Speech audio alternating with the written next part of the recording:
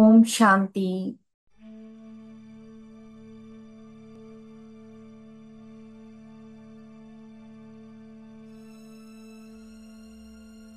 மற்ற அனைத்து விஷயங்களிலிருந்தும் மனதை விலக்கி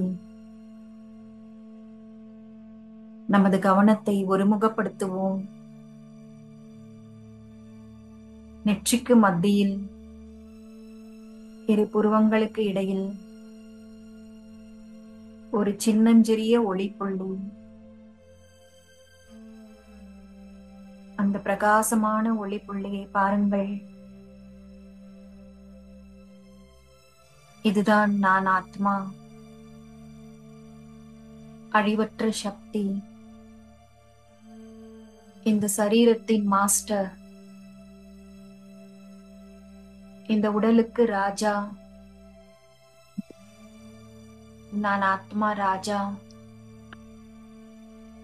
இந்த உடலின் கர்மேந்திரியங்கள் என்னுடைய ஊழியர்கள்.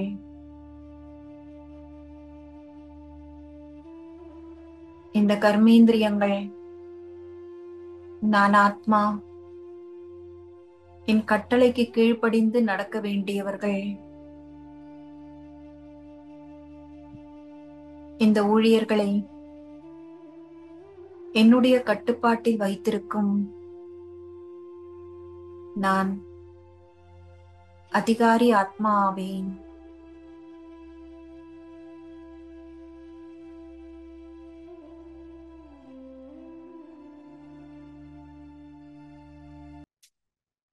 ஓம் சாந்தி.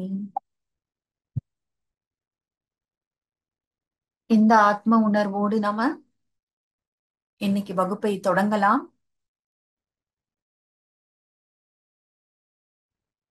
நாம கர்ம விதி பற்றிய புரிதலின் கடைசி நாள்ல இருக்கோம். இந்த பேசிக் கோர்ஸ்ல நாம தெரிஞ்சுக்க வேண்டிய விஷயங்கள் அது இன்னையோட முடிஞ்சிரும். நாளைக்கு நம்ம பரமாத்மாவோட அறிமுகத்தை எடுத்துக்கலாம். இந்த ராஜயோக தியான பயிற்சியை நாம் கற்றுக்கொள்வதன் ஒரு முக்கியமான நோக்கம், நாம இன்னைக்கு எப்படி இருக்கோமோ சில காலம் கழித்து இன்னைக்கு விட ரொம்ப பெட்டரா இருக்கணும், ஒரு பெட்டர் பர்சனா நான் ஆகணும் அப்படிங்கிற ஒரு குறிக்கோளோட தான் நம்ம இந்த பயிற்சிகளை கற்றுக்கொண்டிருக்கிறோம். இதுதான் முன்னேற்றம், டெவலப்மெண்ட் என்பது. இந்த குறிக்கோளை நம்ம ராஜயோக தியான பயிற்சியின் மூலமாக அடைய முடியும். சரி, கர்ம விதி. கர்ம விதி என்பது காம்ப்ளிகேட்டட் கிடையாது, ஆனா காம்ப்ளெக்ஸ் ஆனது. அதாவது அது புரிஞ்சுக்கவே முடியாது அப்படிங்கிறது கிடையாது, ஆனா கொஞ்சம் காம்ப்ளெக்ஸ். சில ஜியோமெட்ரிக்கல் டிசைன்ஸ் எல்லாம் பார்ப்போம்ல, ஒரு சிலந்தி வலை, அதெல்லாம் எப்படி இருக்கும்? காம்ப்ளெக்ஸா இருக்கும். அது போலதான் இந்த கர்ம விதியும். ஏன்னா ஒரு கர்ம கணக்கு ஒரு வலை பின்னல் மாதிரி உருவாகுது. நம்ம செய்யற ஒவ்வொரு கர்மமும் ஒரு வலை மாதிரி உருவாகுது. நிறைய மனிதர்களோடு நிறைய விஷயங்களோடு ஒரு கனெக்ஷன் ஏற்பட்டு விடுகிறது. நம்ம அதுல போய் ஒரு அக்கவுண்ட் மாதிரி கிரியேட் பண்ணி ஒரு வலை மாதிரி கிரியேட் பண்ணிக்கிறோம். நாம நம்முடைய ஒவ்வொரு கர்மமும் ஒரு கர்ம கணக்கை உருவாக்குகின்றது. நம்ம கூடவே ஒரு கணக்கு உருவாக்குறோம். அதாவது நம்முடைய மனம், அதற்கப்புறமா நம்முடைய உடல், மற்ற மனிதர்கள், இயற்கையின் 5 தத்துவங்கள், இப்படி நம்ம ஒவ்வொன்றின் கூடவும் கர்ம கணக்கை உருவாக்குகிறோம். முதல்ல மனசு மேல இந்த கர்ம கணக்குகள் மிகப்பெரிய ஒரு பாதிப்பை ஏற்படுத்துது. அது நாம செய்யற ஒரு கர்மத்தின் மூலமாக நமக்கு கிடைக்கிற மகிழ்ச்சியாக இருக்கலாம், அல்லது ஒரு குற்ற உணர்ச்சியாக கூட இருக்கலாம்.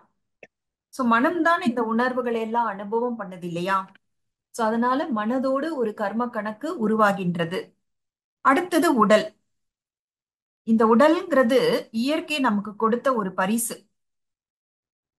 எதெல்லாம் நமக்கு பரிசா கிடைக்குதோ அதன் மீது நமக்கு ஒரு நன்றி உணர்வு இருக்கணும். அதை தவறான முறையில் பயன்படுத்தக்கூடாது. No abuse, no wrong usage. இந்த மாதிரி அபியூஸ், ராங் யூசேஜ் பண்ணும்போது ஒரு ஹெவியான கர்ம கணக்கு உருவாகி விடுகிறது. ஏன்னா நம்ம பார்க்கிறோம் மனிதர்கள் நிறைய பேரு அவங்களுடைய உடல் மூலமாக கர்ம கணக்குகளை செட்டில் பண்றாங்க. கரெக்டா? கரெக்ட் தான் சிஸ்டர். ஆஹ் கரெக்ட். கரெக்ட் தான் மேடம். ஏன்னா இந்த உடலை வந்து நம்ம அபியூஸ் பண்றோம், ராங் யூசேஜ் பண்றோம். அதாவது இந்த மனித சமுதாயம் ஒரு தலைமுறைக்கு அடுத்து அடுத்தடுத்த தலைமுறைக்கு போகும் பொழுது நம்ம பார்க்கிறோம், அந்த உடல் ஆரோக்கியம் என்பது நாளுக்கு நாள் கெட்டு போயிட்டே இருக்கு. அந்த உடலோட ஆயுட்காலமும் ரொம்பவே குறைந்து கொண்டே வருகிறது. நம்ம என்ன மாதிரி உணவை சாப்பிடுறோம், நம்ம வந்து நம்முடைய நாக்குக்கு அந்த சுவைக்கு அடிமையாக இருக்கிறோம். அதனால வந்து ஆரோக்கியமற்ற உணவுகளை, ஆத்மாவுக்கும் நல்லதில்ல உடலுக்கும் நல்லதில்ல அந்த மாதிரி உணவுகளை சாப்பிட்டு விடுகிறோம். நாம வந்து இந்த உடல் எந்த மாதிரி உணவை சாப்பிடுவதற்காக டிசைன் செய்யப்பட்டிருக்கு அப்படிங்கிறத புரிஞ்சுக்காம இருந்தா இது நடக்குது. விதிகளுக்கு புறம்பாக நம்ம நடந்து கொள்ளும் பொழுது நம்ம உடலுக்கு ஒரு துரோகம் செய்றோம்.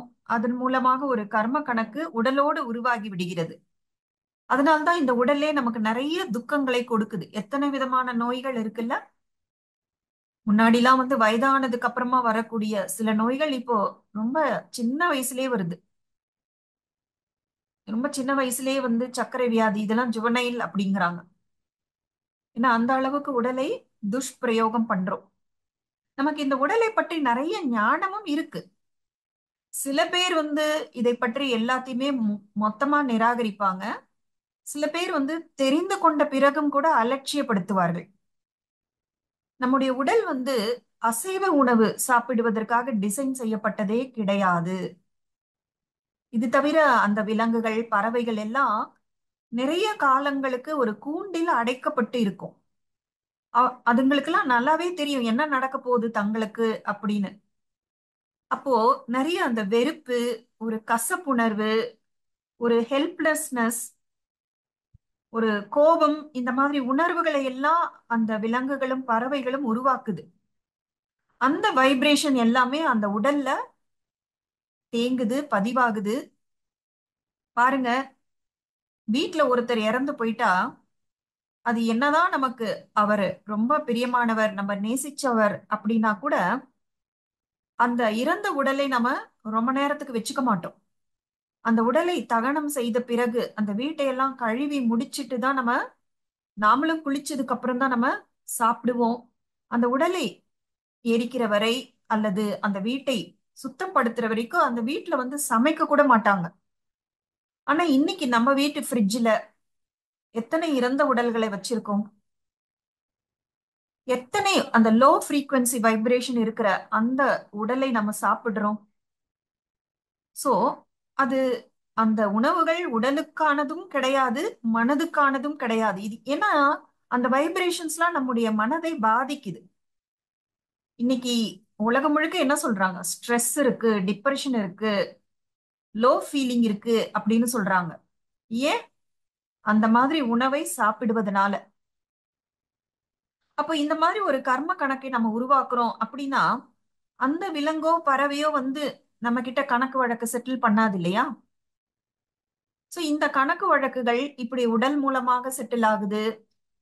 சில சமயம் வேறு யார் மூலமாக கூட அது நடக்கும். இதுதான் வந்து குறைந்த கால பலன், நீண்ட கால நஷ்டம்னு சொல்லுவாங்க. இன்னைக்கு எனக்கு டேஸ்ட் நல்லா இருக்கு, இந்த பிசினஸ்ல எனக்கு ப்ராஃபிட் கிடைக்குது அப்படின்னு நம்ம குறைந்த கால பலனை பார்த்து நீண்ட கால நஷ்டத்தை ஏற்படுத்தி விடுகிறோம். இதெல்லாம் வந்து அபியூஸ்ன்னு சொல்லலாம். அடுத்தது வந்து ராங் யூசேஜ். இந்த உடலை பயன்படுத்தி நம்ம என்னெல்லாம் பேசுறோம், என்னெல்லாம் கர்மங்கள் செய்றோம், இது தவிர நம்ம சிந்திக்கிறது கூட நம்ம உடம்பின் மீது ஒரு நேரடியான விளைவை ஏற்படுத்துது. சோ நம்ம உடல் கூட ஒரு கர்ம கணக்கை உருவாக்குகிறோம். அதாவது இந்த கர்ம கணக்குகளை ஒரு கயிறு மாதிரி, பந்தனம் மாதிரி கூட சொல்லலாம். பாண்டேஜ்.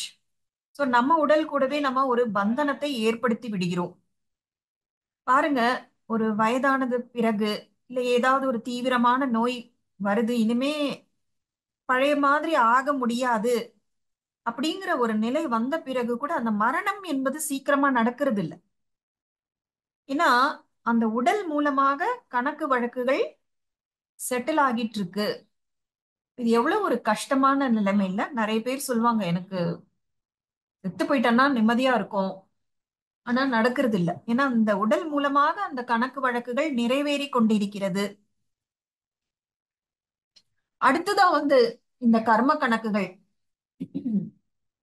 மனிதர்களோடு ஏற்படுத்துறோம். நாம மத்தவங்கள பத்தி என்ன நினைக்கிறோமோ அப்போ அவங்க கூட ஒரு பந்தனம் நமக்கு ஏற்பட்டு விடுகிறது. பந்தனம்னா என்ன? பாண்டேஜ். ஒரு கயிறு மாதிரி.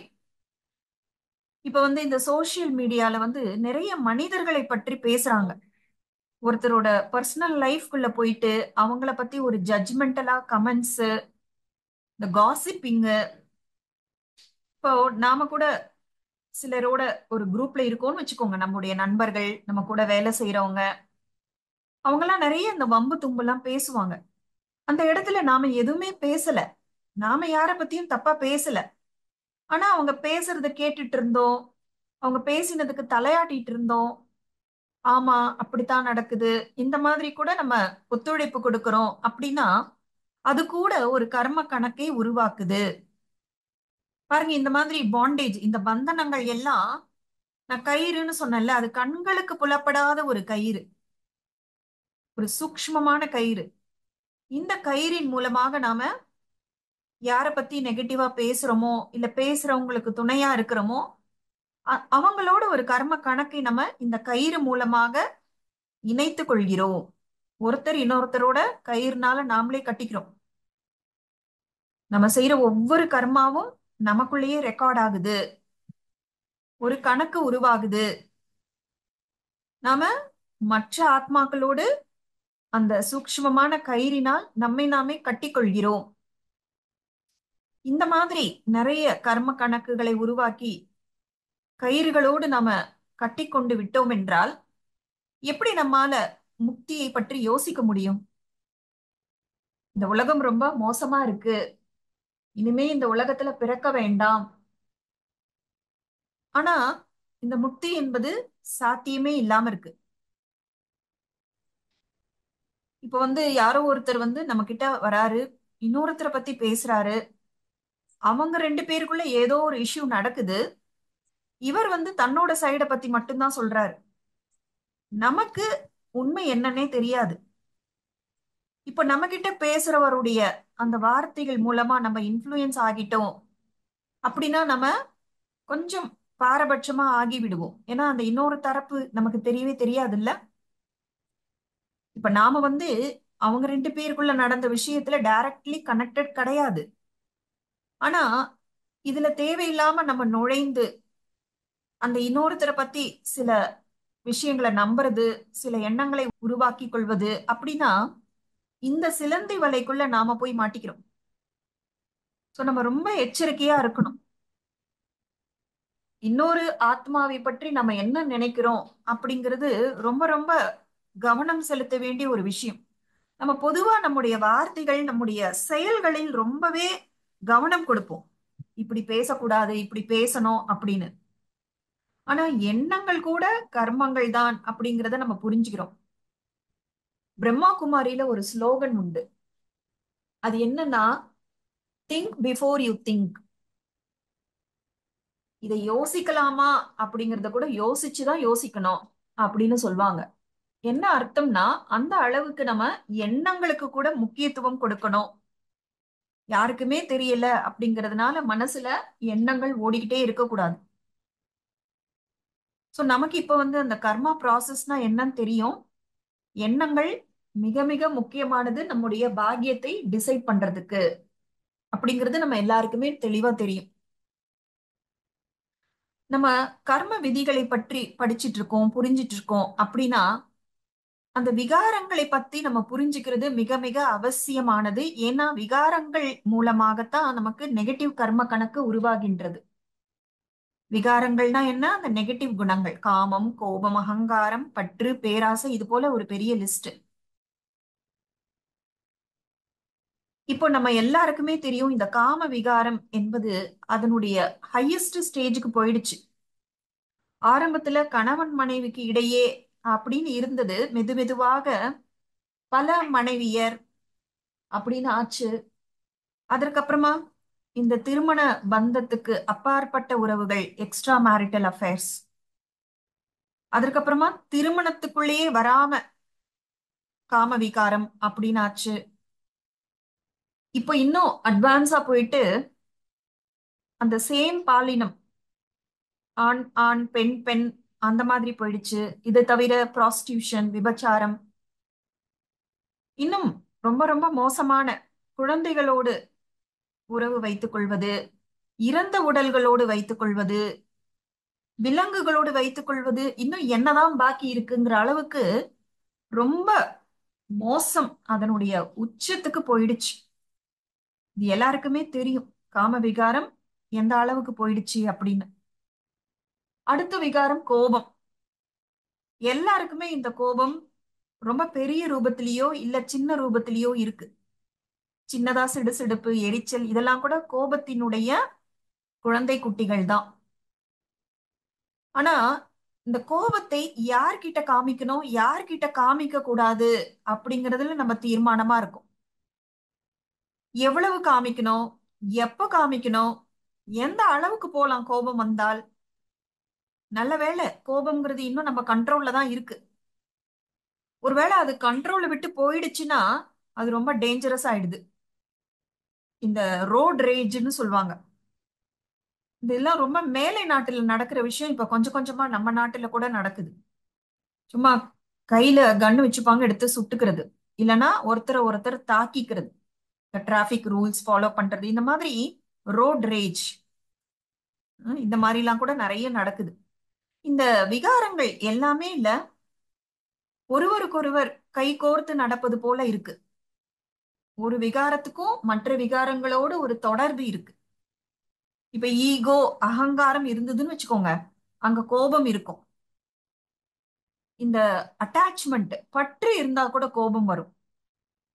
பொறாமை, பேராசை, பயம், சோம்பேறித்தனம், சோ இது எல்லாமே கூட கோபத்துல போய் முடியும். அடுத்தது அகங்காரம். நான் இவரை விட உயர்ந்தவன், என்னோட ஈகோவை டச் பண்ணாதீங்க, என்னோட ஈகோவை ஹர்ட் பண்ணிட்டாங்க அப்படின்னு எல்லாம் சொல்றாங்க.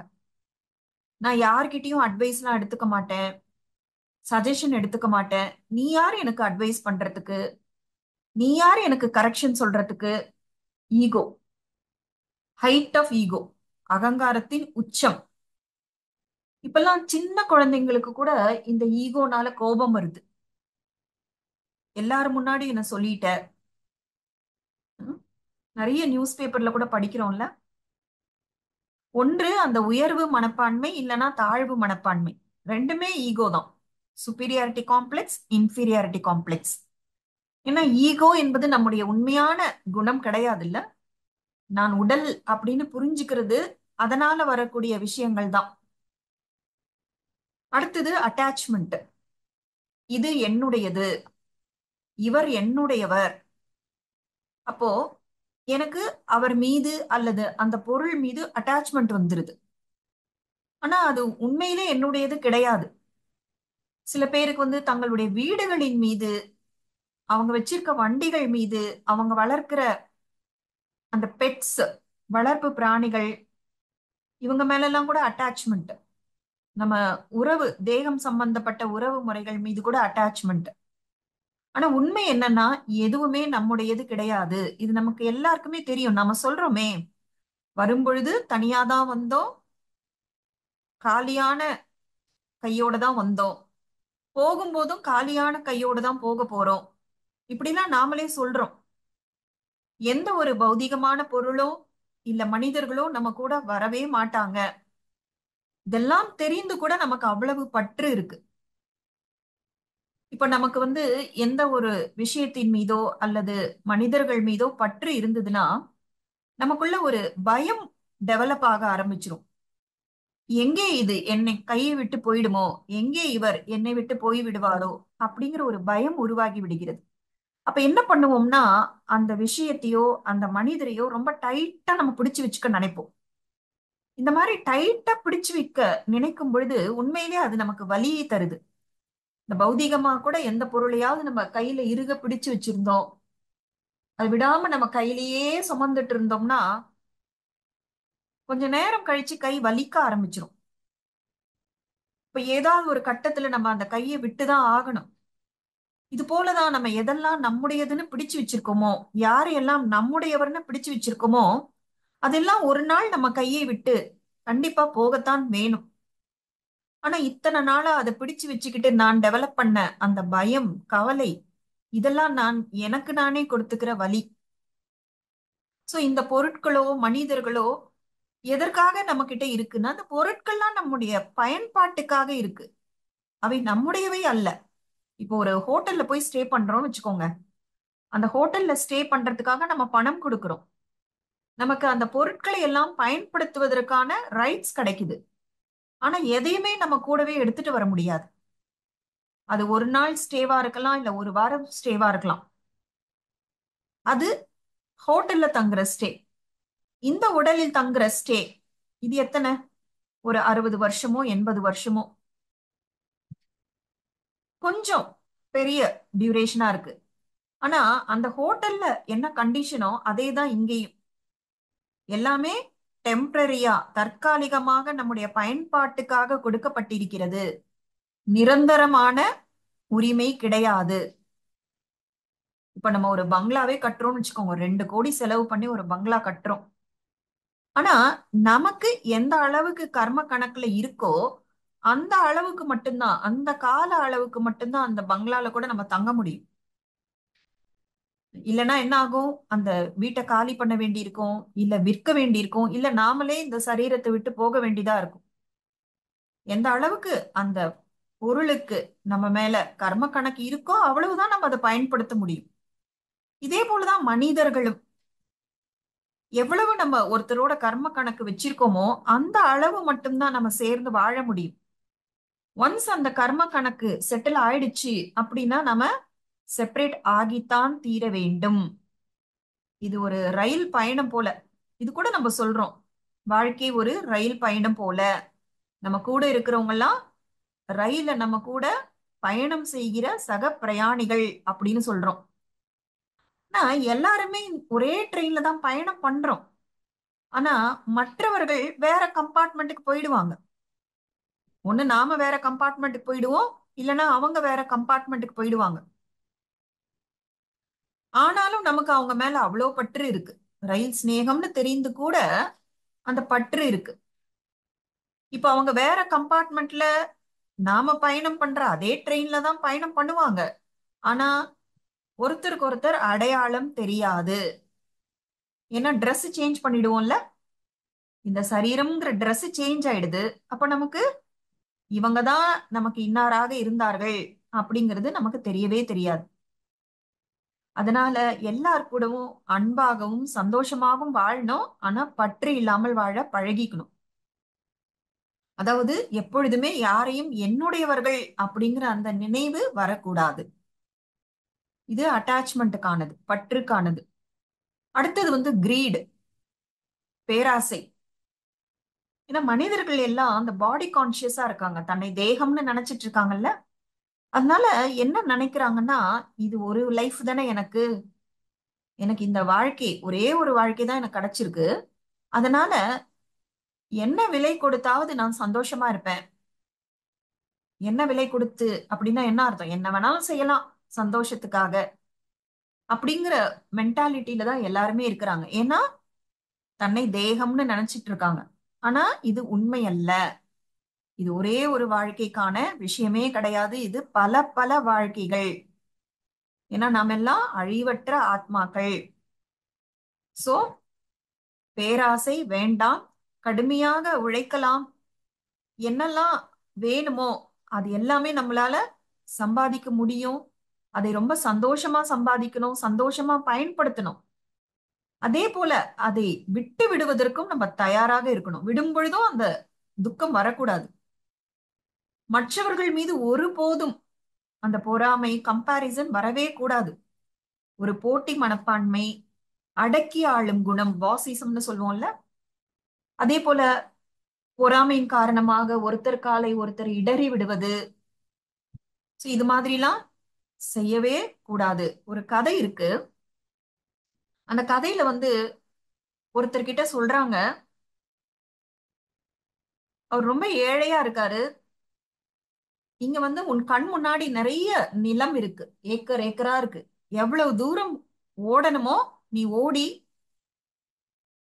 நீ சாயந்தரம் சூரியன் மறையறதுக்குள்ள திரும்பி வந்துடணும். எவ்வளவு தூரம் நீ கவர் பண்ணியோ அதெல்லாம் உன்னுடைய நிலம் அப்படின்னு சொன்னாங்க. இவரும் ரொம்ப ஆசாசியா காலையில சூரிய உதயம் ஆரம்பித்த உடனே ஓட ஆரம்பிக்கிறாரு. ஓடுறாரு ஓடுறாரு ஓடுறாரு, நடுப்பகல் வந்துருது. இப்ப அவர் இவ்வளவு தூரம் ஓடி வந்ததுக்கு திரும்பி போகணும்ல. சூரிய அஸ்தமம் ஆகிறதுக்கு முன்னாடி திரும்பி போனாதான் அவர் ஓடின தூரம் எல்லாம் அந்த நிலங்கள் அவருக்கு சொந்தமாகும். ஆனா ஆசை யார விட்டுது? இன்னும் கொஞ்ச நேரம் ஓடலாம், இன்னும் கொஞ்சம் நேரம் ஓடலாம் அப்படின்னு இன்னும் ஓடிக்கிட்டே இருக்கிறாரு. டைம் பாட்டு ஓடுது. ரொம்ப டயர்டா இருக்கு. ஆனாலும் சாப்பிடல, தண்ணி குடிக்கல. ஏன்னா அதுல டைம் வேஸ்ட் ஆயிடக்கூடாதுன்னு. அப்படி ஓடி ஓடி ஒரு கட்டத்துக்கு மேல அவருக்கு புரியுது, இப்போ ரிட்டர்ன் ஆனாதான் நம்ம சூரியன் மறையறதுக்கு முன்னாடி போய் சேர முடியும்னு. இப்போ திரும்பி ஓடுறாரு. ஆனா கொஞ்சம் கூட ரெஸ்ட் எடுக்கல, சாப்பிடல, தண்ணி குடிக்கல. அதனால அவரால வேகமா ஓட முடியல. ஆனா நேரமும் ரொம்ப வேகமா ஓடிட்டு இருக்கு. உயிரை கையில புடிச்சுக்கிட்டு ஓடி வராரு, இல்லைன்னா இவ்வளவு உழைப்பும் வீணா போயிடுமேன்னு. ரொம்ப கஷ்டப்பட்டு சூரிய அஸ்தமம் ஆகறதுக்கு முன்னாடி வரணும். ரொம்ப முயற்சி செய்து சூரிய அஸ்தமனம் ஆகறதுக்கு அந்த சில நொடிகளுக்கு முன்னாடி வந்து சேர்ந்துடுறாரு. ஆனா என்ன ஒரு ஐரனினா, அவர் அந்த அளவுக்கு பிசிக்கலா எக்ஸர்ட் ஆனதுனால அவரு உயிர் பிரிஞ்சு விடுது. பாருங்க, பேராசை. சோ இது போல நம்முடைய வாழ்க்கையை அமைந்து விடக்கூடாது. சோ இந்த விகாரம் அனைத்தும் ஒரு குடும்பம் மாதிரி இருக்கு. அது எல்லாமே சேர்ந்தே இருக்கும்.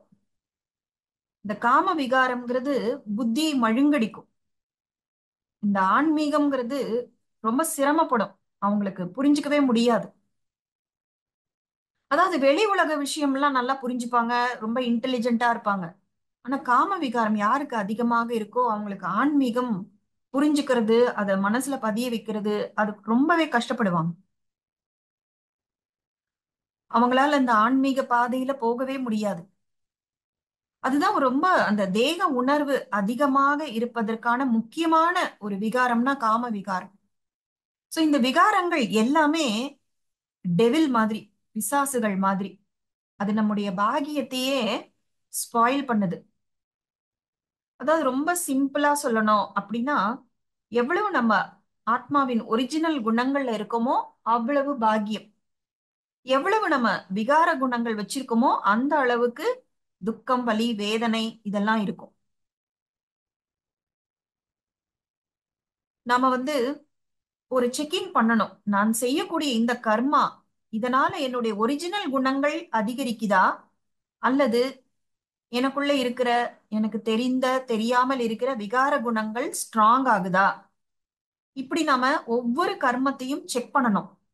ஏன்னா இந்த செக்கிங் தான் நம்முடைய பாகியத்தை தீர்மானிக்குது. அடுத்ததா முக்கியமான ஒரு விஷயம், கர்ம விதியை பத்தி நம்ம தெரிஞ்சுக்கும் பொழுது கிடைக்கக்கூடிய ஒரு பலன் அது என்னன்னா, எல்லா ஆத்மாக்களும் சுதந்திரமானவை. இப்போ ஒரு குழந்தை வந்து ஒரு ட்ரெயின்ல டிராவல் பண்ணிட்டே இருக்கு, விண்டோ சீட்ல உட்கார்ந்துட்டு இருக்கு. அந்த குழந்தை வந்து முதல் தடவையா டிராவல் பண்ணுது, இன்னும் வெளி உலகம்லாம் அதுக்கு தெரியல. அப்ப அது என்ன நினைக்கும்னா, அந்த வெளியில இருக்கக்கூடிய அந்த விளக்கு கம்பங்கள், அந்த மலை, மரங்கள், இது எல்லாமே ஓடுது அப்படின்னு நினைச்சுக்கும். ஆனா உண்மை அது கிடையாது இல்ல. உண்மையில ட்ரெயின் தான் ஓடுது. அது போல நாம என்ன நினைச்சுக்கிறோம்னா, இந்த ஒரு மனிதரால தான் எனக்கு சுகம் கிடைக்குது, இந்த ஒரு மனிதரால தான் எனக்கு துக்கம் ஏற்பட்டது அப்படின்னு நினைச்சுக்கிறோம். ஆனா இது உண்மை கிடையாது. அந்த குழந்தை எப்படி நினைச்சுக்குதோ அது போல நாம ஒரு அறியாமையில் இருக்கும் பொழுது இப்படி நினைப்போம். யார் மூலமா நமக்கு சுகம் கிடைக்குதோ இல்ல யார் மூலமா நமக்கு துக்கம் கிடைக்குதோ அவர்கள் எல்லாம் கருவிகள், இன்ஸ்ட்ருமெண்ட்னு சொல்லுவாங்க. கருவிகள், நிமித்தமானவர்கள்னு சொல்லலாம். அவங்க காரணம் கிடையாது. அவங்க மூலமா இந்த சுகம் எனக்கு கிடைக்குது, அவங்க மூலமா இந்த துக்கம் எனக்கு கிடைக்குது. அவர்கள் கருவிகள் தானே தவிர காரணம் கிடையாது. நாமளே சொல்றோம் இல்லையா, தீதும் நன்றும் பிறர் தர வாரா. சில சமயம் ஒரு வீட்ல வந்து ஒரு குழந்தை பிறக்கும். அந்த குழந்தை பிறந்த நேரம் அவங்க வாழ்க்கையில ஒரு பெரிய ஒரு மாறுதல் வரும், ஒரு நல்ல பாசிட்டிவான மாறுதல். அந்த பிசினஸ் ரொம்ப செழிப்பாகும். ரொம்ப நாளா கோர்ட் கேஸ் பெண்டிங்கா இருக்கும், அந்த சொத்து திரும்ப கிடைக்கும், ஒரு ப்ரமோஷன் கிடைக்கும். அப்ப என்ன சொல்லுவாங்க, நம்ம வீட்ல பிறந்த குழந்தை ரொம்ப லக்கி, அதிர்ஷ்டக்கார குழந்தை, அதனாலதான் இந்த குடும்பமே வந்து சந்தோஷமா இருக்கு. ஆனா உண்மையில அந்த குழந்தை தான் பிறக்கும் பொழுதே தன்னுடைய பாகியத்தையும் சேர்த்து கொண்டு வருது. அந்த குடும்பத்துல இருக்கிற மற்ற உறுப்பினர்களுடைய அந்த கர்ம கணக்குப்படி அவங்களுக்கும் கொஞ்சம் சந்தோஷமான டைம் ஸ்டார்ட் ஆகுது. அப்படின்னும் பொழுது அந்த குழந்தை வந்து அங்க பிறக்கும். நம்ம முன்னாடியே பார்த்தோம்ல, இந்த கர்ம விதி அப்படிங்கிறது காம்ப்ளிகேட்டட் கிடையாது, காம்ப்ளெக்ஸ். இங்க ஒரு குடும்பம் ரொம்ப துக்கத்துல இருக்கலாம், கஷ்டத்துல இருக்கலாம், ரொம்ப சிரமமா லைஃப ஓட்டிட்டு இருப்பாங்க. அந்த நேரத்துல ஒரு குழந்தை வந்து பிறக்குது. அது என்ன அர்த்தம்னா, அந்த குழந்தைக்கு பாக்கியத்தை அனுபவிக்கிற நேரம் இந்த குடும்பத்துக்கு பாக்கியத்தை அனுபவிக்கிற நேரம் ஸ்டார்ட் ஆயிருக்கு. இந்த ரெண்டும் கோ இன்சிடென்டலா நடக்குது. இப்ப பாருங்க, யாரும் யாருக்கும் பாக்கியத்தை கொடுக்கறது இல்ல, அவங்கவங்க சம்பாதிக்கிறது தான்.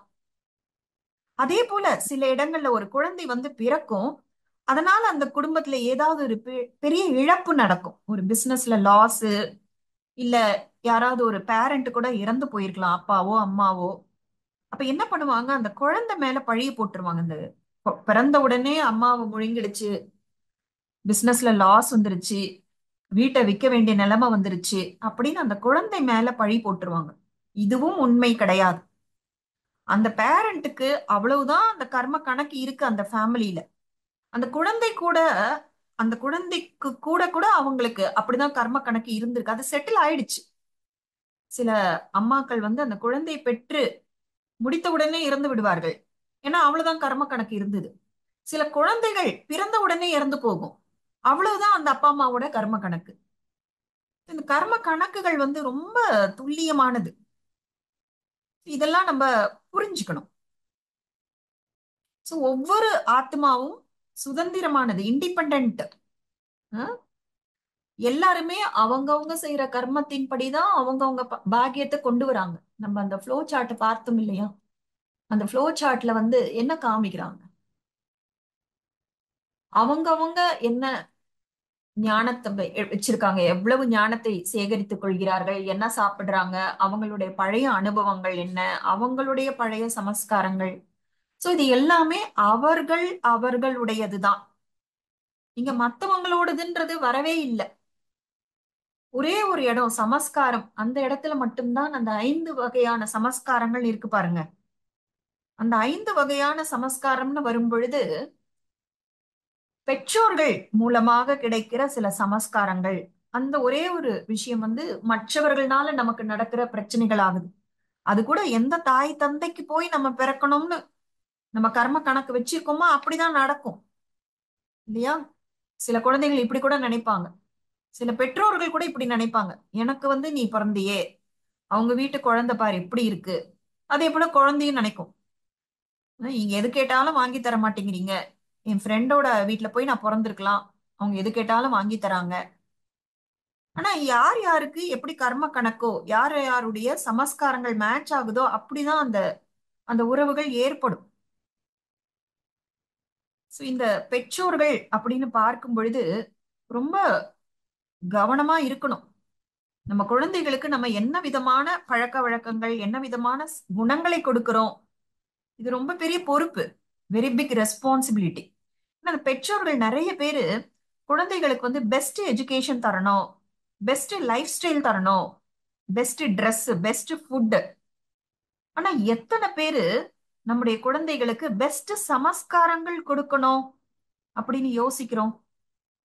நிறைய பெற்றோர்கள் வந்து ரொம்ப பெருமையா சொல்லிக்கிறாங்க, என்னோட குழந்தை ரொம்ப அடம் பிடிக்கும், அவ ஏதாவது ஒண்ணு வேணும்னு சொல்லிட்டாள்னா ஒத்த கால்ல நிப்பா. இதெல்லாம் பெருமையான விஷயமா? ஒரு தடவை எதையாவது சொல்லிட்டா அதை விட்டு கொடுக்கவே மாட்டா.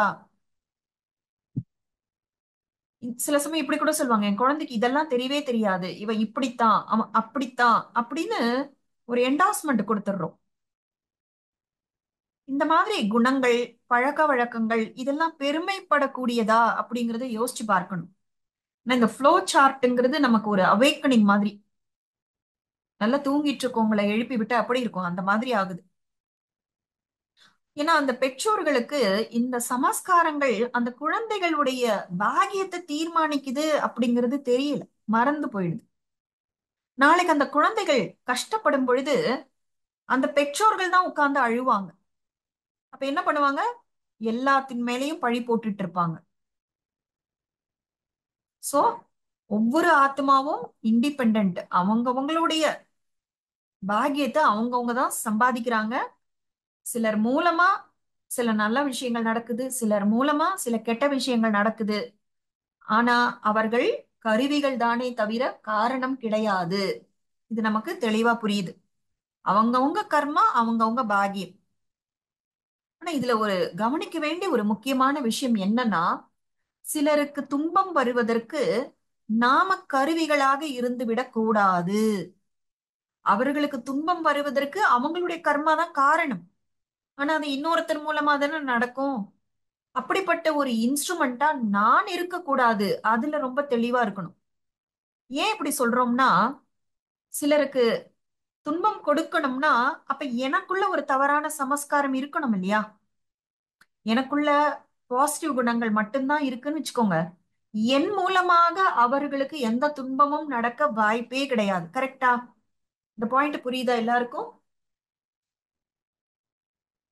புரியுதுங்களா? புரியுது. எல்லாருக்கும் புரியுதுங்களா?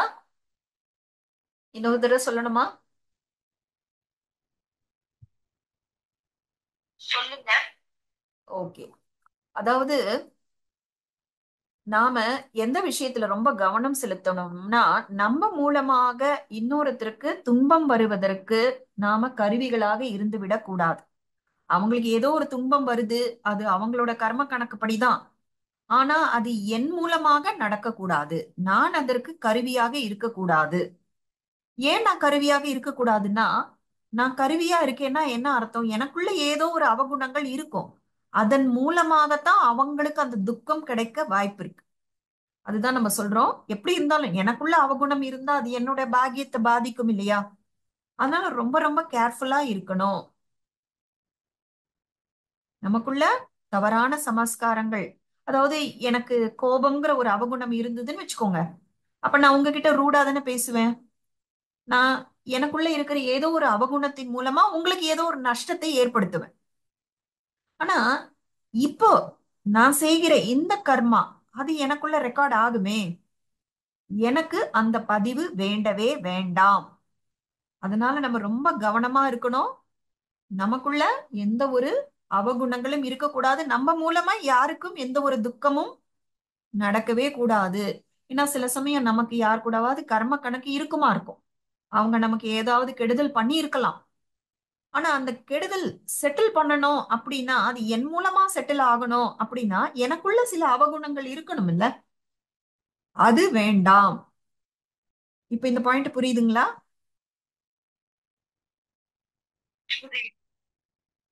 இதெல்லாம் ரொம்ப ஆழமான விஷயங்கள். இதெல்லாம் ரொம்ப ஆழமான விஷயங்கள், நம்ம சிந்தித்து பார்க்க வேண்டிய விஷயங்கள். இப்போ நமக்குள்ள எந்த ஒரு அவகுணம் இருந்தாலும் அது நம்முடைய ஆற்றல் புலத்தை நெகட்டிவ் ஆக்கிடுது. இந்த மாதிரி ஆற்றல் புலம் நெகட்டிவா இருந்ததுன்னா, இந்த ஈவில் சோல்ஸ்ன்னு சொல்றாங்கல்ல, அந்த திருப்தி அடையாத ஆத்மாக்கள், இன்னும் மற்ற உடல்ல அந்த குழந்தையா போய் பிறக்கல, பிறவி எடுக்கல, அப்படிப்பட்ட ஆத்மாக்கள் வந்து நமக்கு தொல்லை கொடுப்பாங்க.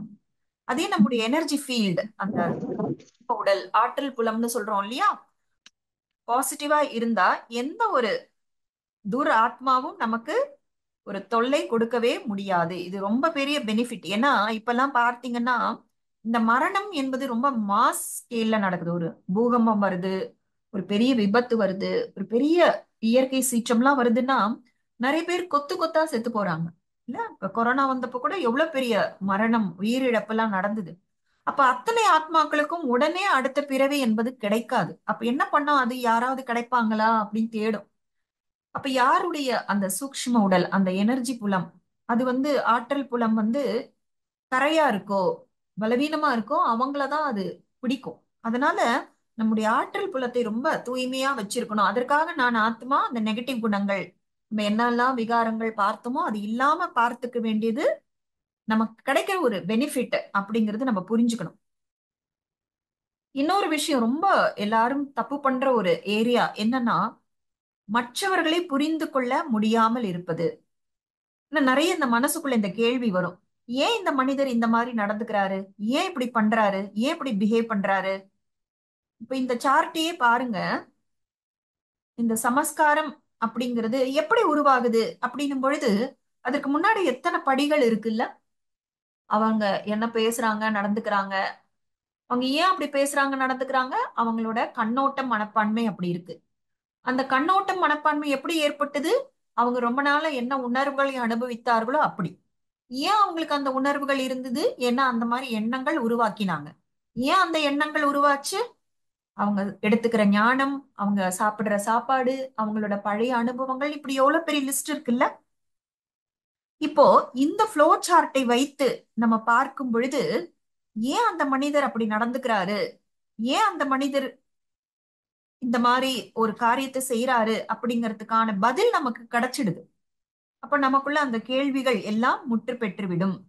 ஏன்னா இந்த மாதிரி விஷயங்கள் இருக்கும் பொழுது அவங்க ஆப்வியஸா அப்படிதான் நடந்துப்பாங்க. அவங்களுக்குள்ள ஈகோ அப்படிங்கிற ஒரு சமஸ்காரம் நம்ம ஃப்ளோ சார்ட்ல பார்த்த காரணங்களால ஏற்பட்டுச்சுன்னா அந்த ஈகோவின் காரணமாக அவங்க அப்படிதான் நடந்துப்பாங்க. அப்ப ஏன் அவங்க அப்படி நடந்துக்கிறாங்கன்ற கேள்வியே அனாவசியமானது. கரெக்டா தானே இருக்கு. இப்படிப்பட்ட பழைய அனுபவம் அவங்களுக்கு இருக்கு, இப்படிப்பட்ட மனப்பான்மை இருக்கு அப்படின்னா அப்படிப்பட்ட சமஸ்காரங்கள் தான் இருக்க முடியும். அப்ப அப்படிப்பட்ட சமஸ்காரங்கள் இருந்தா அவங்க அப்படித்தானே பிஹேவ் பண்ணுவாங்க. அப்ப இந்த கேள்விகள் எல்லாம் நம்ம இனிமேல் வருத்த கூடாது. ஏன்னா நமக்கு ஆன்சர் தெரியும். சரி, இதற்கு என்னதான் தீர்வு, அவங்க இப்படி இருக்கிறாங்க அதனால எனக்கு தொல்லை கிடைக்குது, கஷ்டமா இருக்கு அப்படின்னா அங்க ஒரு மாற்றம் வரணும்.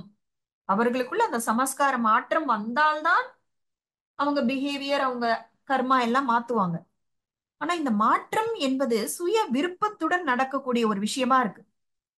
யாராலையும் மத்தவங்கள மாற்ற முடியாது. பாருங்க இந்த ஃப்ளோ சார்ட்ல மத்தவங்க மாற்றுவது அப்படிங்கிறதுக்கான ப்ரொவிஷனே இல்ல. சோ நாம ஞானம் கொடுத்து, இப்ப நம்ம எல்லாரும் அப்படித்தானே பண்றோம். இங்க எல்லாரும் நம்ம ஏன் குழுமி இருக்கோம், ஞானத்தை பகிர்ந்து கொள்கிறோம். அப்ப ஞானத்தை புரிந்து கொள்பவர்களாக இருந்தா அவங்க முயற்சி செய்து அந்த மாற்றத்தை கொண்டு வரலாம். ஆனா நிறைய பேரு அந்த மாதிரி முன் வர மாட்டாங்க. அப்ப அந்த நேரத்துல நாம நம்முடைய யோக பலத்தின் மூலமாக சக்திகளை கொடுக்க முடியும். இப்போ நமக்குள்ள என்ன பலவீனம் இருக்கு அப்படிங்கிறத நம்ம தெரிஞ்சுக்கவே விரும்பலைன்னா நாம மாற்றிக்கொள்ளணும் அப்படிங்கிற அந்த ஒரு விருப்பமே வராது, அதற்கான முயற்சியும் செய்ய மாட்டோம். அப்ப மத்தவங்களை பார்த்து நம்ம இப்படி கேக்குறோமே, ஏன் இவங்க இப்படி இருக்கிறாங்க, நீ ஏன் இப்படி இருக்கிற, ஏன் இப்படி செய்யற. ஏன்னா மனிதர்கள் ஒரு குறிப்பிட்ட விதமா நடந்துக்கிறாங்கன்னா அவங்களுடைய சமஸ்காரம் அப்படிதான் இருக்கு. நம்ம கூட அவங்களுக்கு என்ன கர்ம கணக்கு இருக்கோ அப்படிதான் அவங்க நடந்துப்பாங்க. சோ இப்ப இந்த ஒரு லைனை நம்ம கொஞ்சம் ரெக்கார்ட் பண்ணிக்கணும் நம்ம நோட் புக்ல. என்னன்னா, மனிதர்கள் சில விதமாக நம்ம கூட நடந்துக்கிறாங்கன்னா அதுக்கு ரெண்டு காரணம். ஒன்று, அவர்களுடைய சமஸ்காரம் அப்படி இருக்கு, அதனால அவங்க அப்படிதான் நடந்துக்க முடியும். நம்ம இடத்துல வேற யாராக இருந்தால் கூட அவங்க அப்படிதான் நடந்துப்பாங்க. என்கிட்ட மட்டும்தான் இப்படி நடந்துக்கிறாங்க அப்படின்னு நம்ம நினைக்கவே தேவையில்லை. அதே போல இன்னொரு காரணம் என்னன்னா, அவங்களுக்கும் நமக்கும் என்ன விதமான கர்ம கணக்கு இருக்குதோ அதன்படிதான் அவங்க நடந்துப்பாங்க. அவங்க வேறு விதமாக நடந்து கொள்ள வாய்ப்பே இல்லை. அதனால நம்ம கட்டுப்பாட்டுல இல்ல அந்த விஷயம். அப்போ நாம என்ன பண்ணணும்னா, அவங்களுக்கு நல்ல நல்ல அதிர்வலைகளை உருவாக்கி கண்டினியூஸா அனுப்பணும். இந்த கண்டினியூஸா நம்ம அந்த அதிர்வலைகளை அவங்களுக்குள்ள அனுப்பும் பொழுது அவங்களுக்குள்ள மாற்றம் வர ஆரம்பிக்கும். இதை விட்டுட்டு அவங்க ஏன் இப்படி இருக்கிறாங்க, இந்த எண்ணங்கள்னால ஒரு பிரயோஜனமும் கிடையாது. ஆனா இதெல்லாம் எப்போ நடக்கும் அப்படின்னா, நாம நல்ல குணங்களால் நிரம்பியவர்களாக இருக்கணும். இந்த பாசிட்டிவ் அதிர்வலைகள் மூலமாக அவங்கள நம்ம இன்ஃப்ளூயன்ஸ் பண்ணணும். எப்ப நமக்குள்ள அந்த நம்பிக்கை இருக்கும், இப்ப எடுத்துக்கிற ஞானத்தின் மீது நமக்கு நம்பிக்கை இருக்கணும். இதெல்லாம் ஒர்க் அவுட் ஆகுமா அப்படிங்கிற சந்தேகம் எதுவும் இல்லாம நம்ம யோசித்து சிந்தனை செய்து இதை புரிந்து கொண்டு அந்த நம்பிக்கையை வளர்த்துக்கணும். அந்த ஃபெய்த்தோட ரொம்ப பொறுமையாக, இன்னைக்கு நான் வைப்ரேஷன் அனுப்பிட்டேன் நாளைக்கு அவங்க மாறிடுவாங்க அப்படின்னு நினைக்க கூடாது. ரொம்ப பொறுமை வேணும். ரொம்ப அன்பு இருக்கணும். அவங்களுக்குள்ள ஒரு மாற்றம் வருவதற்கு நான் அவங்களுக்கு உதவி பண்றேன் அப்படிங்கிற அந்த அன்பும் இருக்கணும். அப்பதான் நம்மால அவங்களுக்குள்ள அந்த மாற்றத்தை கொண்டு வர முடியும். ஆனா நமக்கே பலவீனங்கள் இருந்தது அப்படின்னா நாம அவங்களுக்கு ரொம்ப ஒரு எஃபெக்டிவான அதிர்வலைகளை, அவங்களுக்குள்ள ஒரு மாற்றம் ஏற்படுத்தக்கூடிய அளவுக்கு சக்திசாலி அதிர்வலைகளை அனுப்ப முடியாது. இப்ப எனக்கு யாராவது ஒருத்தரை பத்தி வெறுப்பு இருந்ததுன்னா கூட, மத்தவங்க எல்லாரு கூடவும் எனக்கு ரிலேஷன்ஷிப் ரொம்ப நல்லா இருக்கு, ஆனா ஒருத்தர் கூட எனக்கு ஒரு மனத்தாங்கல் இருக்கு அப்படின்னா என்னால மற்றவர்களுக்கு அன்பின் எனர்ஜியை எஃபெக்டிவா அனுப்ப முடியாது. ஏன்னா அது சாத்தியமே இல்லை. ஏன்னா யார் கூடவோ எனக்கு வெறுப்புங்கிற ஒரு உணர்வு இருக்கும் பொழுது அதுதான் என்னோட சூக்ஷ்ம உடல்ல இருக்கும். அப்ப நான் அன்பு கொடுக்கறேன்னு நினைச்சுப்பேன், ஆனா அங்க அன்பு அனுபவம் ஆகாது, வெறுப்பு தான் அனுபவம் ஆகும். இது எவ்வளவு டேஞ்சரஸான விஷயம். இந்த பாயிண்ட் புரியுதுங்களா எல்லாருக்கும்? புரியுதுங்களா? இன்னொரு தடவை சொல்லணுமா?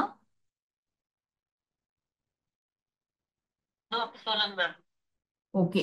அதாவது ஒரு ஹைப்போதெட்டிக்கல் சுச்சுவேஷன், நான் உலகத்துல இருக்கிற அத்தனை பேரையும் நேசிக்கிறேன், எல்லாரையும் எனக்கு பிடிக்கும், ஆனா ஒரே ஒருத்தர் மட்டும் எனக்கு பிடிக்காது.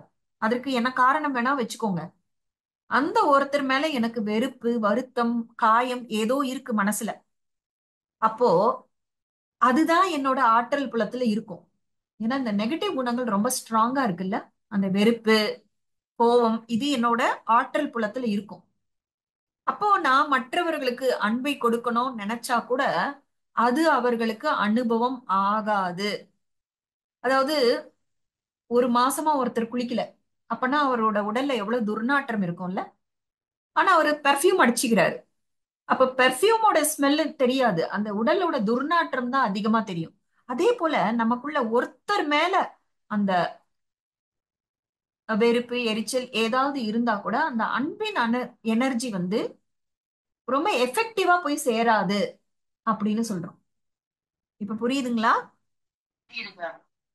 ஆஹ் உம் அதனாலதான் அதனாலதான் நிறைய டைம் நம்ம உறவுகளில் ஒரு நல்லிணக்கம் வரணும்னு நிறையவே செய்யறோம்.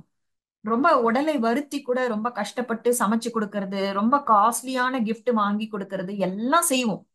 ஆனா உறவுகளில் நாம எந்த அளவுக்கு உழைச்சோமோ அந்த அளவுக்கு முன்னேற்றம் வராது. இதற்கெல்லாம் காரணம் அந்த உறவுகள் மேல நம்ம மனசுக்குள்ள என்ன எண்ணங்கள் இருக்கு, அதுவும் ரொம்ப ஒரு முக்கியமான ஃபேக்டர். மனசுக்குள்ள அவங்கள பத்தி நல்ல எண்ணம் இல்ல, ஆனா நான் காரியங்கள் பேசுவது இதுலலாம் ரொம்ப நல்லா பண்றேன், ஆனா அதுல உறவுகளில் முன்னேற்றம் வராது. அதே போல யாராவது ஒருத்தர் மேல எனக்கு வெறுப்போ எரிச்சலோ இருந்தால் கூட என்னோட எனர்ஜி தூய்மையா இல்ல. அதனால அந்த அன்பின் எனர்ஜி இவ்வளவு கஷ்டப்படுறேன், இவ்வளவு பாசம் காமிக்கிறேன், ஆனா கூட இவங்க என்ன புரிஞ்சுக்கல, அந்த அன்பை திருப்பி கொடுக்க மாட்டேங்கிறாங்க அப்படின்னு நம்ம சொல்லக்கூடிய அந்த காரணம் இதுதான்.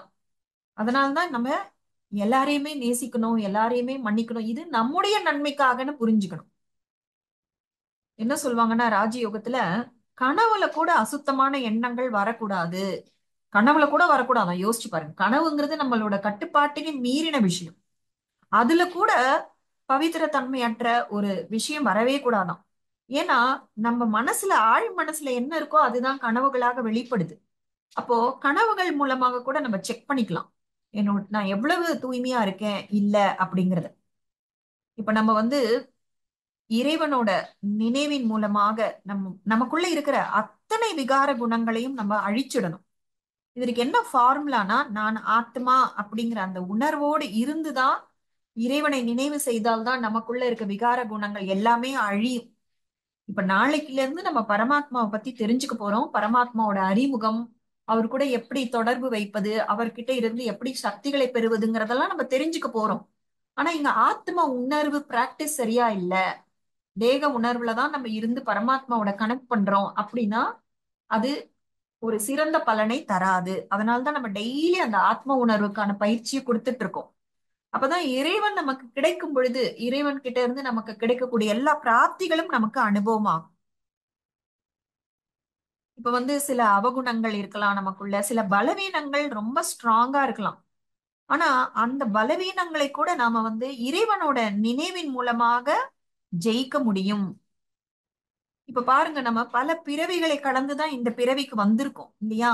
அப்ப பல பிறவிகளில் நம்ம இந்த விகாரங்களில் எல்லாம் ஈடுபட்டிருப்போம் இல்லையா?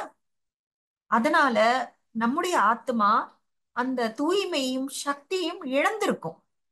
இதுதான் நம்ம பாவக்கரைகள் அப்படின்னு சொல்றோம். பாருங்க, நம்ம செய்யற எந்த ஒரு நெகட்டிவ் கர்மாவும் ரெண்டு விளைவை ஏற்படுத்தும். ஒண்ணு, ஆத்மாக்குள்ள பாவக்கரைகளை ஏற்படுத்துவது. பாவக்கரைனா என்ன? ஆத்மால இருக்க வேண்டிய அந்த தூய்மை அழிந்து போவது, அதனுடைய சக்தி குறைந்து போவது. இது உள்ள ஏற்படுற ரிசல்ட். வெளியே என்ன? வெளியே மற்ற மனிதர்களோடு, நம்ம உடல் மீது, இதை தவிர இயற்கை மீது, இப்படியெல்லாம் நம்ம ரெண்டு விதமான உள்ளே வெளியே விளைவுகளை ஏற்படுத்துறோம். சோ இதனால இந்த பல பிறவிகளாக நாம செய்த இந்த 5 விகாரங்கள் மூலமாக ஏற்பட்ட பாவக்கரைகளை கூட நாம பரமாத்மாவை நினைவு செய்வதன் மூலமாக அழிக்க முடியும் என்பது எவ்வளவு நல்ல விஷயம் இல்லையா? இப்ப இந்த 5 தத்துவங்களோடு கூட நமக்கு கர்ம கணக்குகள் இருக்கு. அதனால்தான் இயற்கை கூட நம்மள போட்டு வதைக்குது. ரொம்ப வெயில் காயுது, இல்லைன்னா புயல் வருது, மழை பெய்ய மாட்டேங்குது. சோ இயற்கை கூட நம்ம மேல பழி தீர்க்குது. ஏன்னா இயற்கை கூட நம்மளால பாதிக்கப்பட்டிருக்கு இல்லையா? அதனாலதான் நம்ம கஷ்டப்படுறோம். சோ நாம இறைவனோட நினைவின் மூலமாக நம்ம மேல இருக்கிற அந்த பாவக்கரைகளை அழிக்கும் பொழுது நாம பவித்திரமாக ஆகி விடுவோம். அப்ப வெளியில இருந்து வரக்கூடிய அந்த துன்பங்கள் கூட நம்மை பெரிய அளவில் பாதிக்காது. அது கண்டிப்பா வரும், ஆனா அது அந்த அளவு ஒரு பெரிய பாதிப்பை நமக்குள்ள ஏற்படுத்தாது. இது தவிர நிறைய ராஜயோகத்துல அந்த சகாஷ் கொடுக்கறது, அந்த அதிர்வலைகளை அனுப்புவது, இந்த மாதிரி டெக்னிக்ஸ் எல்லாம் சொல்லி கொடுக்கும் பொழுது அந்த இயற்கை கூட நமக்கு இருக்கிற கணக்கு வழக்குகள் எல்லாமே கூட செட்டில் ஆகும். இன்னைக்கு உலகத்தை பாருங்க. உலகத்துல நிறைய பேர் ரொம்ப பணக்காரர்களாக இருக்காங்க, ரொம்ப ஃபேமஸா இருக்கிறாங்க, நிறைய சொசைட்டில இன்ஃப்ளூயன்ஷியலா இருக்கிறாங்க. ஆனா ஒவ்வொருத்தரும் கஷ்டப்படுறாங்க. ஒவ்வொருத்தருக்குள்ளேயும் ஏதாவது ஒரு வலி வேதனை கண்டிப்பாக இருக்கு. ஒவ்வொரு நாளும் அதற்கான நிரூபணம் கிடைச்சுக்கிட்டே இருக்கு. ஏன் இன்னைக்கு உலகம் முழுக்க கஷ்டத்துல இருக்கு? ஏன் கொஞ்ச நேரம் சந்தோஷமா இருக்கலாம்னா பொறுக்காதுன்னுவாங்க, உடனே ஏதோ ஒரு பிரச்சனை வரும். ஏன் இந்த மாதிரி உலகமே ஒரு துக்கமான உலகமாக மாறிவிட்டது அப்படின்னா, ஏன்னா இன்னைக்கு உலகத்திலேயே இந்த விகாரங்கள் தான் ஆட்சி செஞ்சுக்கிட்டு இருக்கு. காமம், கோபம், அகங்காரம், பற்று, பேராசை, இதனுடைய பிடியில தான் இன்னைக்கு உலகம் இருக்கு. உண்மையா இல்லையா? சொல்லுங்க, உண்மையா இல்லையா? ஆ? உண்மை. ஆஹ் பாருங்க எவ்வளவு தெளிவா தெரியுது. இது பாருங்க, நிரூபணம் உடனே உடனே கிடைக்குது பாருங்க. இந்த பக்கம் உலகம் முழுக்க துக்கம், வலி, வேதனை, அதற்கு காரணமான இந்த விகாரங்களும் அதிகமா இருக்கு. இதை யாருமே நமக்கு ப்ரூவ் பண்ண வேண்டிய அவசியமே இல்ல, நமக்கே தெளிவா தெரிகிறது. ஹாஸ்பிட்டல் எல்லாம் நிரம்பி வழியுது, சிறைச்சாலைகள் நிரம்பி வழியுது, கோர்ட்ல கேசஸ் அத்தனை இருக்கு. நம்ம இயற்கை கூட நம்மளை பழி வாங்குது. எங்க பார்த்தாலும் பயம், கவலை, கசப்புணர்வு, இப்படிதான் உலகம் போயிட்டு இருக்கு. இதுதான் அந்த பக்தியில கூட நம்ம என்ன சொல்றோம்? விளக்கு அணையக்கூடாது. விளக்கு அணைந்தால் அபசகுணம். அதுக்கு உண்மையான அர்த்தம் என்ன தெரியுமா? எந்த தீபம் அணையக்கூடாது தெரியுமா? நான் ஆத்மா, அதை நம்ம மறக்க கூடாது. அதுதான் ஆத்ம தீபம் அணைந்தால் அபசகுணம். ஆத்ம தீபம் அணைந்தால் என்ன நடக்கும்? நான் ஆத்மாங்கிறத மறந்துட்டேன்னா உடனே தேகம் உணர்வு வந்துடுது. தேக உணர்வு வந்தாலே காமம், கோபம், அகங்காரம், பற்று, பேராசை எல்லாம் வந்துடும். இததான் விளக்கு அணைந்தால் அபசகுணம் அப்படின்னு சொல்றாங்க. இதுல நிறைய அந்த மூட நம்பிக்கைகள் கலந்துருச்சு. அதாவது ஒரு சன்னியாசி ஒரு குடியில இருந்தாராம். அப்ப அவங்க வந்து மெடிடேஷன் பண்ணலாம், குரூப் மெடிடேஷன் பண்ணலாம்னு எல்லாரும் உட்காருவாங்களாம். அப்போ ஒரு கருப்பு பூனை ரொம்ப தொல்லை கொடுத்துச்சான். அப்ப அவர் சொன்னாராம், இந்த தியானம் பண்ற நேரத்துல இந்த கருப்பு பூனை வந்து ரொம்ப தொல்லை கொடுக்குது, இதை பிடிச்சு அந்த கூடையில அமுக்கி வைங்க. அந்த மாதிரி செய்யும் பொழுது அந்த கருப்பு பூனையை பிடிச்சி கூடைக்குள்ள அமுக்கி வச்சுட்டாங்கன்னா எல்லாரும் நிம்மதியா தியானம் பண்ணாங்களாம். இப்ப இதை டெய்லி செஞ்சு செஞ்சு செஞ்சு இது ஒரு வழக்கமா ஆயிடுச்சாம். அப்ப அந்த அந்த மடாதிபதி, அந்த தலைவர் இருக்கிறார்ல, அந்த சன்னியாசி, அவரு அந்த மடத்தை விட்டு போயிடுறாரு ஏதோ ஒரு காரணத்தினால. ஆனா இப்ப மத்தவங்க எல்லாம் என்ன பண்ண ஆரம்பிச்சுட்டாங்க தெரியுமா? ஐயோ, தியானம் பண்றதுக்கு முன்னாடி ஒரு கருப்பு பூனை வேணுமேன்னு தேடி அலைஞ்சாங்க. எங்கேயோ போய் ஒரு கருப்பு பூனையை தேடி கண்டுபிடிச்சு கொண்டு வந்து அதை கூட போட்டு கவிழ்த்துட்டு தான் தியானம் பண்ணாங்களாம்.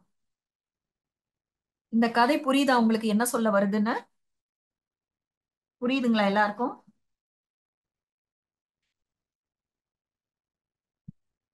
அதே பழக்கமா ஆயிடுச்சு. மூட நம்பிக்கைகள் இப்படிதான் வருது. மூட நம்பிக்கைகள் இப்படிதான் வருது. யாரோ ஏதோ ஒரு காரணத்துக்காக செஞ்ச விஷயத்த, அது என்ன ஏது எதற்காக பண்றாங்க எதுவுமே தெரிஞ்சுக்காம கண்மூடித்தனமாக நம்ம நிறைய மூட நம்பிக்கைகளை வளர்த்து கொண்டிருக்கிறோம். இப்ப பாருங்க, இந்த கோவில்கள் வழிபாட்டு தலங்கள்லாம் எதற்கு கட்டப்பட்டிருக்குன்னா, அங்க போய் ஒரு நம்பிக்கை பெறணும், ஒரு பாசிட்டிவ் தாட்டை கிரியேட் பண்ணணும். இந்த கோவில்ல இருக்கிற இந்த தேவதை எனக்கு உதவி செய்வாங்க, இவங்க என்னை காப்பாற்றுவார்கள், இந்த மோதிரம் நான் போட்டிருக்கேன் பாருங்க, இது எனக்கு உதவி செய்யும் அப்படின்னு ஒரு பாசிட்டிவ் எண்ணத்தை உருவாக்கணும் அப்படிங்கிறதுக்காக தான். இந்த ஞானம் எல்லாம் இந்த ஒரு குறிப்பிட்ட காலத்துலதான் கிடைக்கும். அது வரைக்கும் ஞானம் இல்லாத நேரத்துல மனுஷங்க வாழணும்ல. நம்பிக்கை இல்லைன்னா வாழ்க்கையே வீண் அப்படின்னு சொல்லுவோம் இல்லையா? சோ இந்த நம்பிக்கைகள்லாம் வளர்க்கணும் அப்படிங்கிறதுக்காக தான் இதெல்லாம் உருவாக்கி வச்சிருக்காங்க. நம்ம வந்து கடவுளுக்கு எல்லாம் ஆஃபர் பண்றோம், தலைமுடியை கூட ஆஃபர் பண்றோம். இதெல்லாம் வச்சுக்கிட்டு கடவுள் என்ன பண்ண போறாரு? இந்த தலைமுடியை வச்சுக்கிட்டு அவர் என்ன பண்ண போறாரு? கடவுளுக்கு நம்ம ஏதாவது கொடுக்க முடியுமா? அவர் எல்லாருக்கும் பாக்கியத்தை வழங்கக்கூடிய வள்ளல்.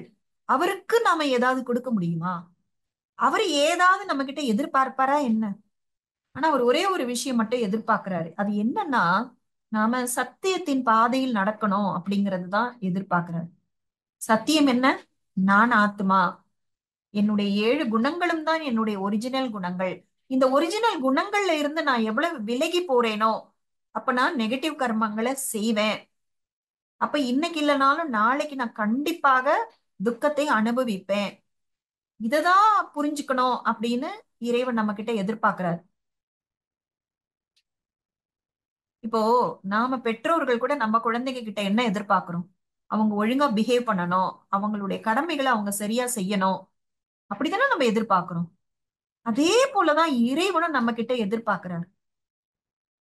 ஹம்? தன்னை நினைவு செய்து அவரை போலவே குணத்தில் கடலாக, சக்திகளில் கடலாக மாறணும் அப்படின்னு தான் இறைவன் கூட நம்ம கிட்ட எதிர்பார்க்கிறார். வேற எதையுமே அவர் எதிர்பார்க்கல. சோ நாம வந்து நாள் முழுக்க அந்த பாசிட்டிவ் எண்ணங்கள் அப்படிங்கிற அந்த பொக்கிஷத்தை அதிகரிச்சுக்கணும். இந்த பாசிட்டிவ் எண்ணங்கள்லாம் எப்ப தெரியுமா ஏற்படுத்துறோம்? ஏதாவது ஒரு அக்கேஷன் வரும்போது, ஒரு பிறந்த நாள் வருதா, ஒரு பண்டிகை வருதா, அப்ப மட்டும் ஒருத்தருக்கு ஒருத்தர் விஷ் பண்ணிக்கிறது. ஆனா பிரம்மா குமாரியில வந்து எப்பொழுதுமே உங்களுடைய எண்ணங்களை அப்சர்வ் பண்ணுங்க. அந்த அந்த தியானம் என்பது அமர்ந்து செய்யும் தியானமும் இருக்கு. நம்ம கர்மங்களை செய்து கொண்டே கூட நம்ம வந்து அந்த அந்த தூய்மையான எண்ணங்களை நமக்காகவும் மத்தவங்களுக்காகவும் ஏற்படுத்தணும். இந்த ஆசீர்வாதங்களை நம்ம ஒரு ஒரு ப்ரொசீஜராகவே அது பழகிடுச்சு. யாரை பார்த்தாலும் மனசுல இருந்து ஒரு தாட், அது ஒரு பிளஸ்ஸிங்கா. இந்த பாசிட்டிவ் எண்ணங்கள் டெய்லி எத்தனை ஏற்படுத்துறோமோ அவ்வளவு புண்ணிய கணக்கு நமக்கு சேருது. இதனால நம்முடைய அந்த ஆற்றல் புலம்ங்கிறது அவ்வளவு பிரகாசமாக தூய்மையாக மாறிடும். இந்த ஆற்றல் புலத்தின் மூலமாக நம்ம நிறைய பேரை போய் டச் பண்ண முடியும். நம்ம எப்பொழுதுமே நம்முடைய மனதின் ஸ்திதி வந்து ரொம்ப உயர்வாக வைத்துக் கொள்ள வேண்டிய ஒரு அட்டென்ஷன் வந்து இனிமே வரக்கூடிய காலகட்டத்துல நீங்க புரிஞ்சுப்பீங்க. இப்ப எல்லாம் பேசிக் கோர்ஸ் தானே நம்ம பண்றோம். நாள் முழுக்க நம்மளுடைய மனசோட ஸ்திதி எவ்வளவு உயரமா இருக்கணும், அதற்கான யுக்திகள் நிறைய நம்ம சொல்லி கொடுப்போம். நம்ம வந்து எதிர்காலத்தை பத்தின பயமோ கவலையோ தேவையே இல்லை. ஏன்னா நம்ம கடந்த காலத்துல என்னெல்லாம் கருப்பு பந்துகள் அடிச்சோமோ அதெல்லாம் கண்டிப்பா வரத்தான் போகுது. அதனால இப்படி நடக்குமா அப்படி நடக்குமா இதெல்லாம் நம்ம யோசிக்கவே வேணாம். அது வரும்போது வரட்டும். அது வரும்போது நான் ஏத்துக்கிறேன். இப்ப நான் கவலைப்பட்டு என்ன அதை நிறுத்தி விட முடியுமா என்ன? நான் கவலைப்படுறேன் அப்படிங்கறதுனால எனக்கு வரக்கூடிய கருப்பு பந்து என்னால தடுத்து நிறுத்த முடியாது. ஆனா நான் என்ன பண்ணலாம்? கவலைப்படுவதற்கு பதிலாக நிறைய வெள்ளை பந்துகளை உருவாக்கி இந்த பிரபஞ்சத்துக்கு கொடுக்கலாம். வெள்ளை பந்துனா என்ன? பாசிட்டிவ் எண்ணங்கள், பாசிட்டிவ் அதிர்வலைகள். என்னுடைய சக்தியை நான் அதிகரிக்கலாம். சோ இந்த மாதிரி விஷயங்கள்லாம் செய்யலாமே தவிர எதிர்காலத்தை பத்தி பயப்படுறது, கடந்த காலத்தை பத்தி கவலைப்படுறது, சோ இது எல்லாத்துக்கும் நம்ம ஒரு முற்றுப்புள்ளி வைத்து விட வேண்டும். ஓகே. சோ கர்ம விதி பத்தி இந்த பேசிக் கோர்ஸ்ல என்னெல்லாம் சொல்ல முடியுமோ அது எல்லாத்தையும் நம்ம ஷேர் பண்ணிட்டோம். சோ இப்போ ஒரு சின்ன மெடிடேஷன் பண்ணலாமா? எல்லாம் ரெடியா? மெடிடேஷன் பண்ணிட்டு நம்ம கிளாஸ் முடிச்சுக்கலாம். ஓகே, எல்லாரும் ரெடி ஆயிடுங்க.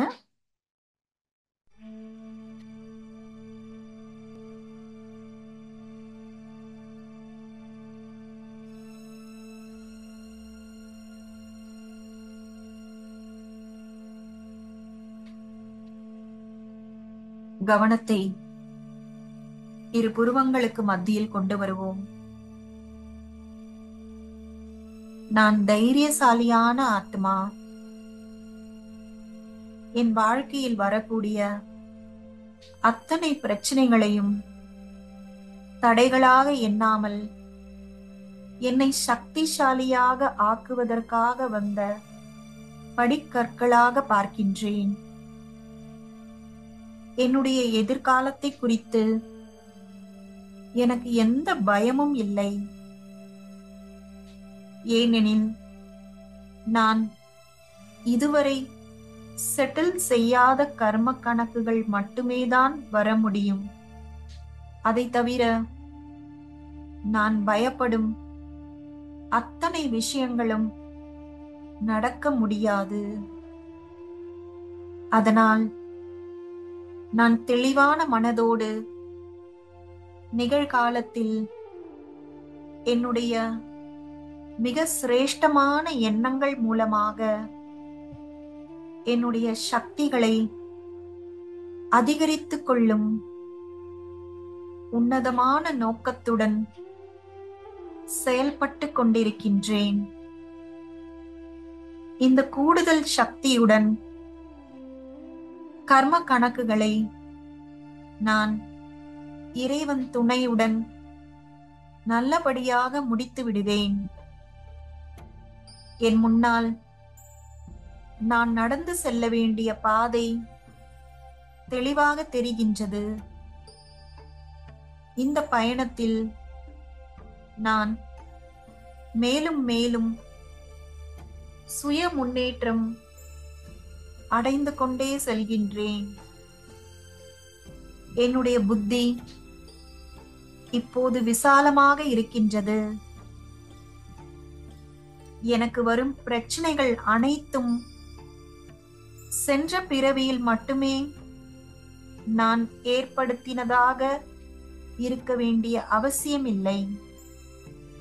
நான் தற்போது மிகுந்த விழிப்புடன் என் தொடர்பில் வரக்கூடிய ஆத்மாக்களின் உள் உணர்வை புரிந்து கொண்டு எச்சரிக்கையுடன் நடக்கின்றேன். நான் பவித்திரமான ஆத்மா. நான் ஞான ஸ்வரூபமான ஆத்மா. நான் கற்றுக்கொண்ட ஞானத்தை என்னுடைய நடைமுறை வாழ்க்கையில் பயன்படுத்தி அதனுடைய பலனை அனுபவம் செய்கின்ற பாக்கியசாலி ஆத்மா. நான் சக்திசாலி ஆத்மா.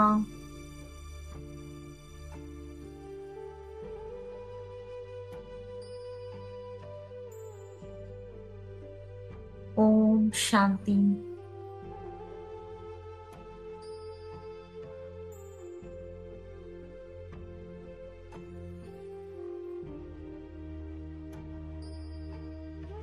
சரி தேங்க்யூ மேடம். தேங்க்யூ. ஓம் சாந்தி. ஓம் சாந்தி. ஓம் சாந்தி. தேங்க்யூ. ஓம் சாந்தி.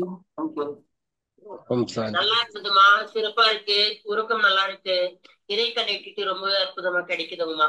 தேங்க்யூ. தேங்க்யூ. ஓம் சாந்தி. ரொம்ப நல்லா இருக்குங்கக்கா. தேங்க்யூ. சரிப்பா. Good night.